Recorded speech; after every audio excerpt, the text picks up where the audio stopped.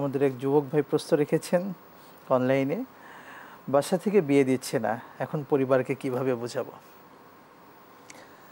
বাসা থেকে বিয়ে দিচ্ছে না, পরিবারকে কিভাবে বুঝাবেন? সেটা বোঝানোর তো অনেক কৌশল আছে। জি। সেই কৌশলগুলোর মাধ্যমেই বুঝাইতে হবে। আপনি যেমন আপনার জন্য একটা মোবাইল কিনতে হবে, ওইটা আপনার পরিবারকে কিভাবে বুঝান? আপনার জন্য একটা বাইক কিনতে হবে, সেটা আপনার পরিবারকে আপনি ম্যানেজ করতে পারেন। আপনার জন্য একটা আলাদা রুম বরাদ্দ দিতে হবে, সেটা আপনার পরিবারকে বুঝাইতে পারেন।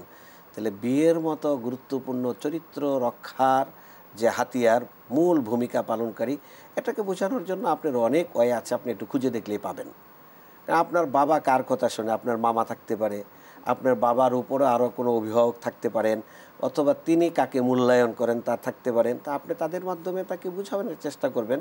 বুঝাইলে অথবা আপনি সরাসরি বলবেন যে বিয়ে করা তো ঈমান রক্ষার জন্য, জি। আমার এই মুহূর্তে বিয়ে না করলে আমার চরিত্র এবং ঈমান রক্ষা করা আমার জন্য কঠিন হয়ে যাচ্ছে, অথবা আমার বিয়ের অ্যারেঞ্জ করা দরকার। সাধারণত যেই কারণগুলোতে বিয়ে করানো হয় না, সে হয়তো স্টাডিতে আছে, অথবা সে কোনো কর্মসংস্থানের ব্যবস্থা হয়নি, ইত্যাদিকে সামনে নিয়ে বিয়ে করাইতে অপারগতা প্রকাশ করে, অথবা তোমার বোন বাকি আছে, ভাই বাকি আছে, এগুলোকে সামনে নিয়ে করা হয়।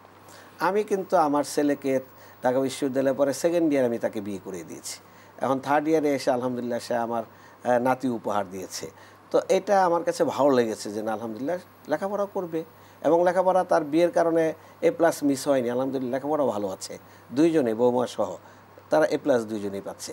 তাই এটা আমাদের ভুল ধারণা যে বিয়ে করলে লেখাপড়া অমনোযোগিতা তৈরি হবে, অথবা আমাদেরকে বিয়ে কে দিবে কারণ আমরা স্টাডিতে আছি, এগুলো আসলে ভুল ধারণা।